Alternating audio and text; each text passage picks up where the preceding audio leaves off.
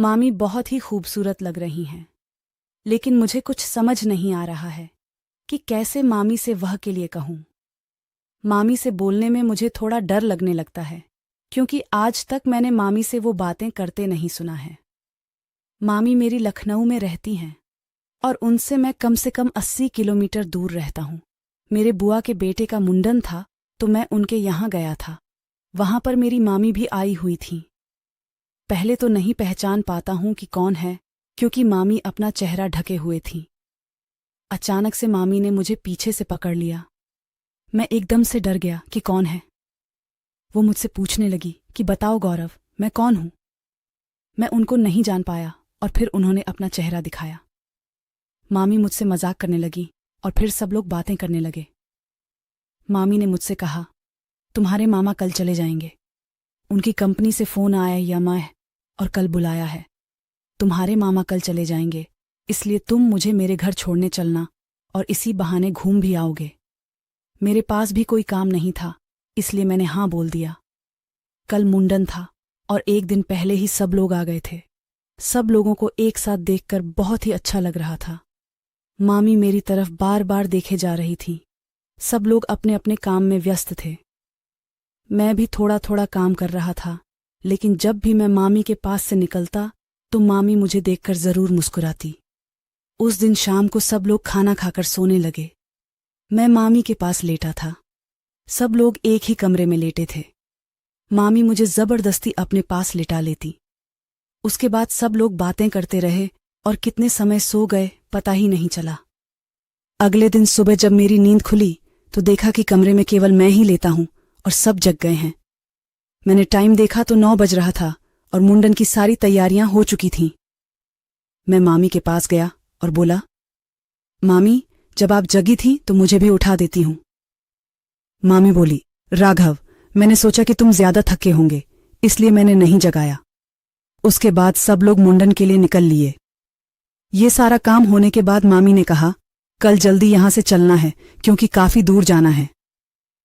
अगली सुबह मामी ने मुझे उठा दिया। उसके बाद मैं और मामी तैयार होकर मामी के यहां चल दिए। हम लोग बस में गए थे, इसलिए जाते जाते शाम हो चुकी थी। शाम को जब घर पहुंचे तो मैंने मामी से कहा, मामी जल्दी से खाना बना दो क्योंकि भूख बहुत तेज लगी थी। मामी बोली, ठीक है, तुम कमरे में जाकर थोड़ा आराम करो, मैं अभी खाना बना देती हूं। मामी खाना बनाने लगी। मैंने सोचा मामी अकेले बोर होने लगेंगी, इसलिए मामी के पास जाकर बैठ गया। उसके बाद मैं और मामी खाना खाए। मामी ने कहा, गौरव, चाहो तो तुम मेरे कमरे में लेट जाओ। यह सुनकर मेरे मन में हलचल होने लगी और मैंने भी मना नहीं किया। कमरे में देखा कि एक सिंगल बेड ही है, जिसमें 2 लोग बड़ी मुश्किल से लेट आएंगे। मेरा शरीर थोड़ा पतला था, इसलिए ज्यादा दिक्कत नहीं हुई थी। मैं लेट गया और मामी भी बगल में लेट गई। मैं नीचे न गिर जाऊं, इसलिए मामी ने मुझे पकड़ लिया और चिपक कर लेट गई। थोड़ी देर बाद मैंने महसूस किया कि मामी के मुंह से थोड़ी थोड़ी आवाज निकल रही है। मैंने मामी से पूछा, मामी क्या हुआ? मामी ने कहा, कुछ नहीं। फिर मैंने पूछा, मामी बताओ तो शायद मैं आपकी कुछ मदद कर दूं। मैं सब कुछ समझ चुका था। मामी ने मुझे अपनी सारी परेशानी बताई। उसके बाद मुझसे भी रुका नहीं गया और उठकर अच्छे से करने लगा। मामी को बहुत ज्यादा दर्द हो रहा था। वो बोली, थोड़ा तेल लगा लो, इसलिए थोड़ा आसान हो जाएगा। मैंने तेल लगाकर अच्छे से लगाया। मामी की चीखें निकल रही थीं, लेकिन उनको थोड़ा अच्छा महसूस हो रहा था।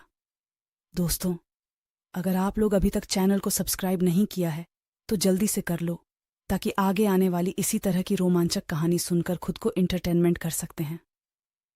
कमरे भर में मामी की आवाज गूंज रही थी, लेकिन मैं रुका नहीं, अपना काम करता ही रहा। पूरा बेड बहुत जोर जोर से हिल रहा था।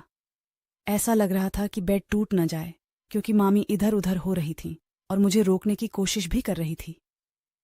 लेकिन मैंने उनकी बात नहीं सुनी। मैंने मामी से कहा, मामी आज ये दर्द सहन कर लोगे तो आगे एक भी दिक्कत नहीं होगी। मामी ने कहा, ठीक है, लेकिन मामी को दर्द बहुत ज्यादा हो रहा था। वैसे तो कुछ गलत नहीं कर रहा था, लेकिन मामी की चीखें नहीं बंद हो रही थीं। थोड़ी देर बाद मामी बोली, अब दर्द कम हो रहा है। गौरव, और बहुत अच्छा लग रहा है। फिर वह बोली, सच में गौरव, तुम बहुत अच्छा मसाज करते हो। अब कमर का सारा दर्द गायब हो गया। ऐसा मसाज किसी ने नहीं किया है। मैंने मामी से कहा। मैंने कहा था मामी कि केवल थोड़ी देर दर्द होगा, उसके बाद कमर और पेट का दर्द एकदम से ठीक हो जाएगा। मामी ने कहा, कल हल्का हल्का मसाज फिर से कर देना। मैंने कहा, ठीक है मामी, मैं कल फिर से मसाज कर दूंगा। अब चलो सोते हैं। उसके बाद मैं और मामी सो जाते हैं। सुबह मामी उठी और बोली, गौरव, तुम्हारे मसाज से कमर में एक भी दर्द नहीं हो रहा है। मैंने मामी से कहा, मामी आज मुझे गांव जाना है, घर से फोन आया है, मम्मी को लिवाकर कहीं जाना है। वह बोली, ठीक है चले जाओ, लेकिन खाना बना देती हूँ, खाकर चले जाना। उसके बाद मामी ने खाना बनाया और मैं खाना खाकर अपने घर आ गया। मामी ने मुझे अपना नंबर दे दिया है और अब मेरी मामी से रोज़ थोड़ी देर बात हो जाती है। मामी अब अपने कमर के दर्द से छुटकारा पाकर बहुत खुश थीं। हेलो दोस्तों, ये स्टोरी अगर आपको पसंद आए तो प्लीज़ वीडियो को लाइक एंड चैनल को सब्सक्राइब कर